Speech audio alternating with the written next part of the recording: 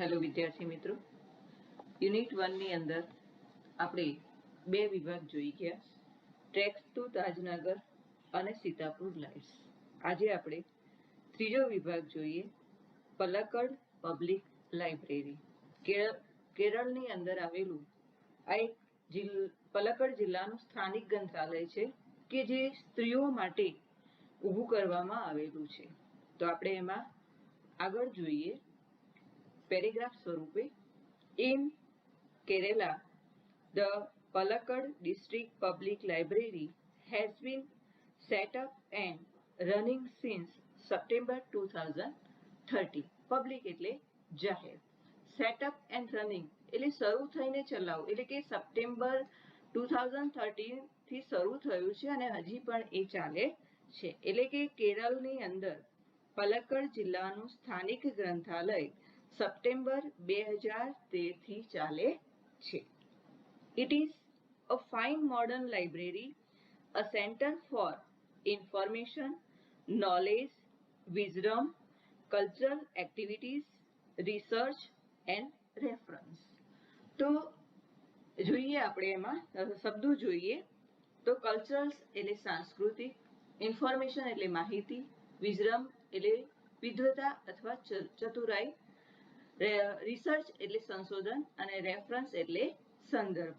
એટલે કે આ આધુનિક ગ્રંથાલય એ માહિતી, જ્ઞાન, વિદ્વતા, સાંસ્કૃતિક પ્રવૃત્તિઓ, સંશોધન અને સંદર્ભ ગ્રંથોનું એક કેન્દ્ર છે. But it has recently been in the news for a different reason. Recently એટલે તાજેતરમાં અને ન્યૂઝ એટલે સમાચારમાં.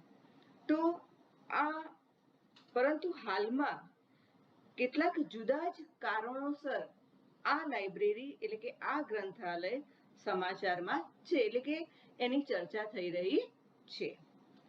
A third of its 1000 members are women. તો શેના માટે એની ચર્ચા થઈ રહી છે?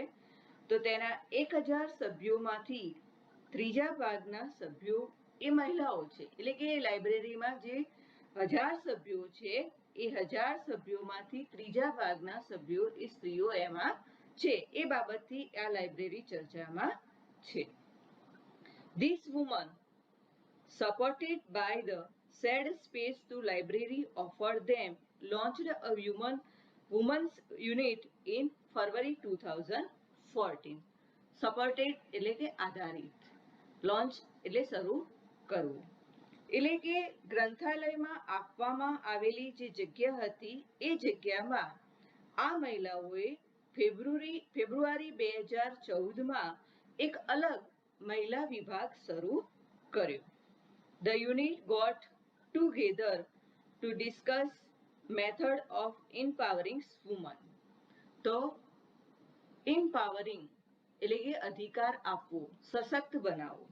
એટલે કે આ જે મહિલાઓનો વિભાગ હતો એ મહિલાઓના વિભાગના સભ્યોએ ભેગા મળીને સ્ત્રી સશક્તિકરણની પ્રવૃત્તિઓ વિશે એમાં ચર્ચા કરવા લાગ્યા. હવે આપણે આ પેરેગ્રાફમાંથી ટ્રુ ફોલ્સ જોઈએ. લગભગ 4 જેટલા ટ્રુ ફોલ્સ આમાંથી આવી શકે છે.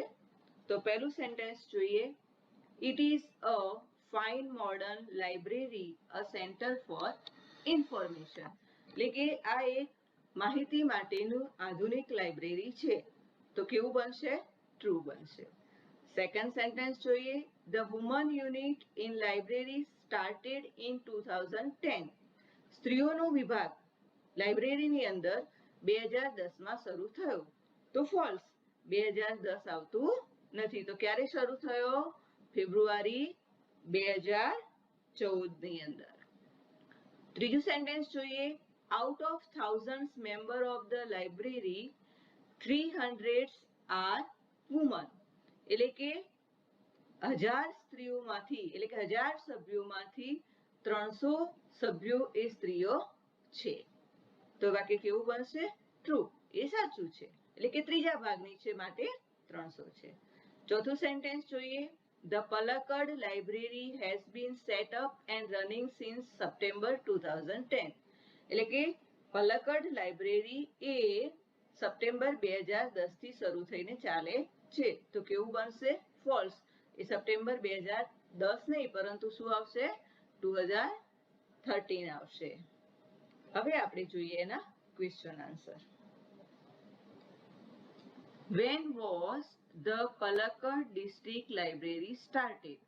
પલક્કડ ડિસ્ટ્રિક્ટ લાઇબ્રેરી ક્યારે શરૂ થઈ હતી? તો the Palakkad District Library was started in September 2013. Palakkad district library A September 2013 થી શરૂ થઈ હતી. બીજો ક્વેશ્ચન જોઈએ. What is unique about the library members? લાઇબ્રેરીના સભ્યો માટે કઈ અજોડ બાબત હતી? તો 1/3 of the 1000 members of the libraries are women. એટલે કે 1000 માંથી ત્રીજા ભાગના મેમ્બર્સ એમાં સ્ત્રીઓ હતી, એ એની એક અજોડ બાબત છે. For what can people use Palakkad District Library? લોકો આ લાઇબ્રેરીનો શેના માટે ઉપયોગ કરી શકે છે? તો people can use Palakkad District Library for information, knowledge, wisdom, cultural activities, research and reference. એટલે કે લોકો માહિતી, જ્ઞાન, વિદ્વતા, સાંસ્કૃતિક પ્રવૃત્તિઓ, સંશોધન અને સંદર્ભ ગ્રંથો માટે આ લાઇબ્રેરીનો ઉપયોગ કરી શકે છે. એના પછી નેક્સ્ટ ક્વેશ્ચન જોઈએ. What is the library a centre for? તો લાઇબ્રેરી શેનું કેન્દ્ર છે? તો the library is a centre for information, knowledge, wisdom, culture activities, research and reference. આ બંને ક્વેશ્ચનના આન્સર સેમ છે, પણ પ્રશ્ન અલગ રીતે પૂછાયો છે. તો આ રીતે બંને સેમ જવાબ થાય, પણ એનો ક્વેશ્ચન અલગ આ રીતે પૂછી શકાય છે. એના પછી નેક્સ્ટ ક્વેશ્ચન જોઈએ. Why was the library in news? શા માટે લાઇબ્રેરી સમાચારમાં છે? તો the library was in a news because the women members supported by the share space the library offered them launched the women's unit in February 2004.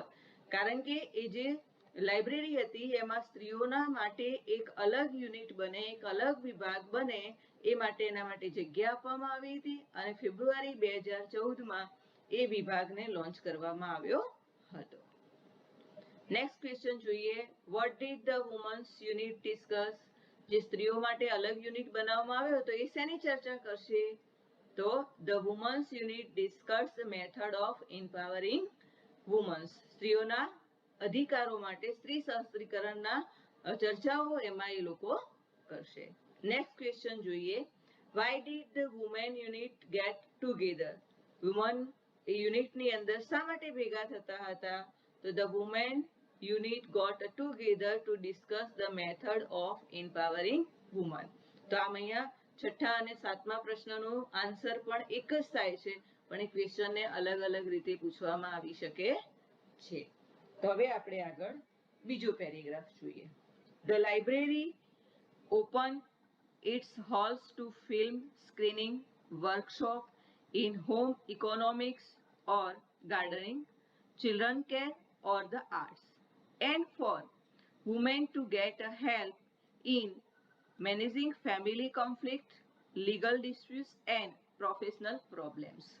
અહીંયા workshop એટલે કાર્યશાળા, economics એટલે કે આર્થિક વ્યવસ્થા,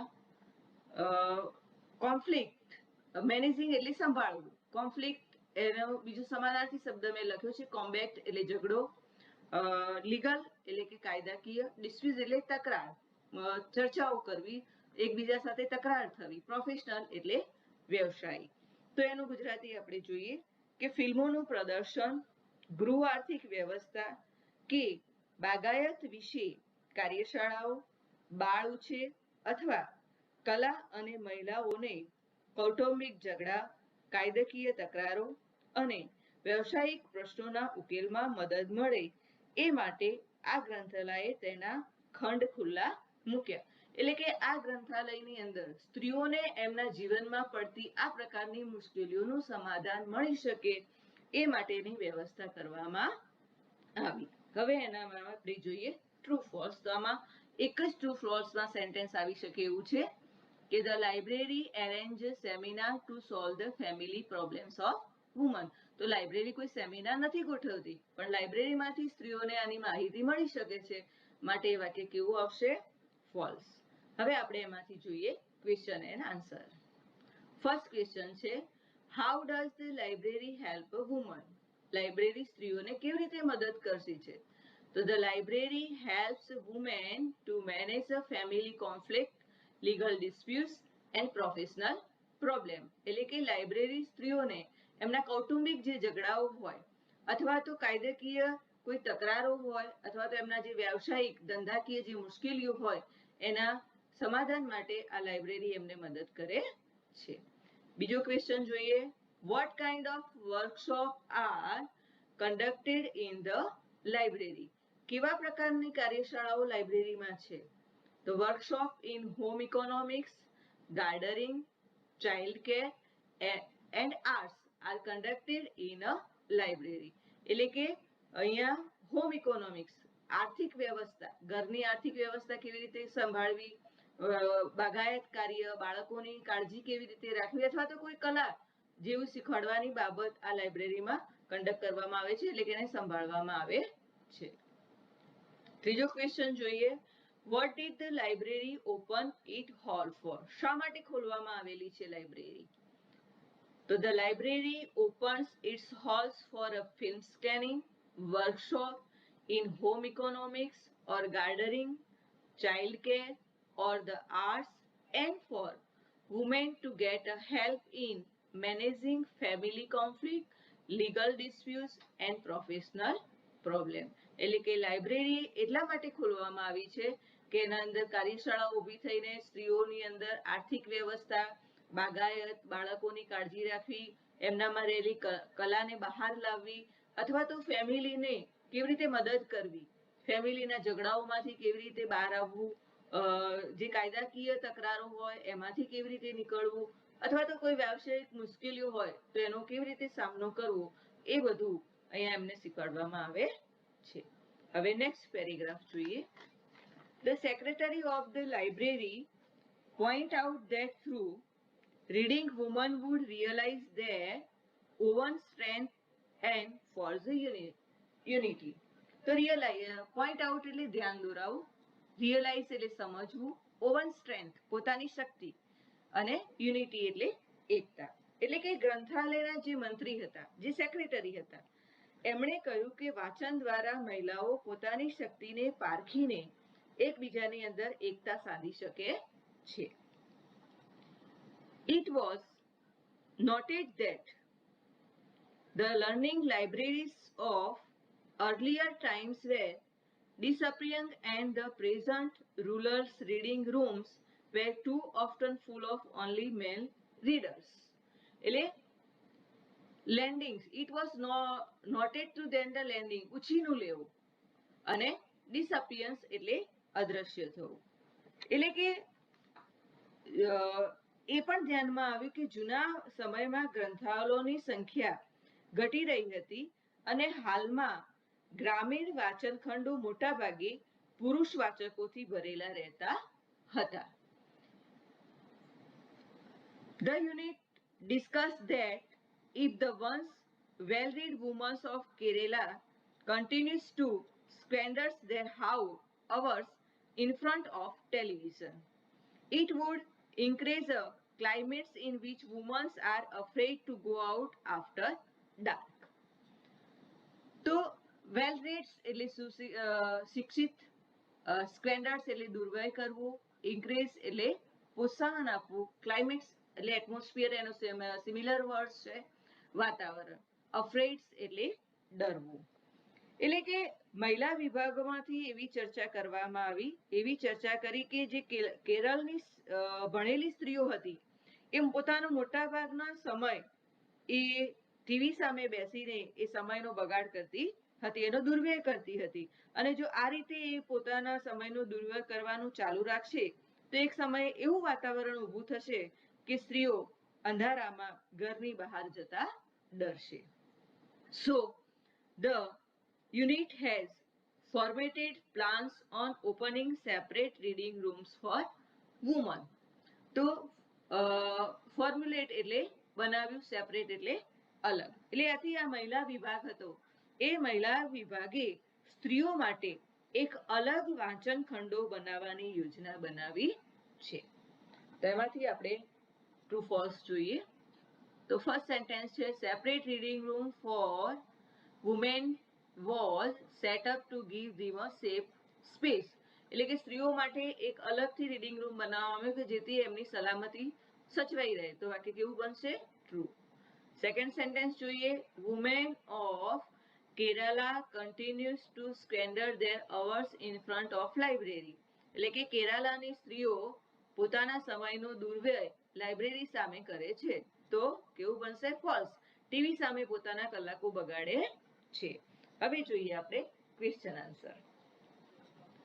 પહેલો ક્વેશ્ચન છે what did the secretary of the library pointed out. લાઇબ્રેરીના સેક્રેટરીના ધ્યાનમાં શું આવ્યું?